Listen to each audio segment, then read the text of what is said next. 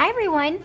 To start the baby chick, we're going to do a smile line, which is like an upside down rainbow line at the bottom of our paper. So I'm going to go like this, a big smile line. Now, let's make that look like an egg. So we're going to connect the top with a zigzag line. Here we go. Zigzag, zigzag, zigzag. Next, we're going to draw a rainbow line for the chick's body. So I'm going to go up and over. And if you want some hair on your baby chick, you can just make a little wiggly line, wiggle, wiggle, wiggle, right on the top of his head.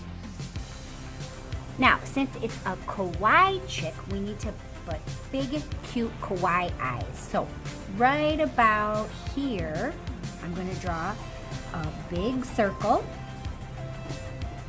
And then inside, I'm going to draw a medium circle. And underneath, I'm going to draw a little circle.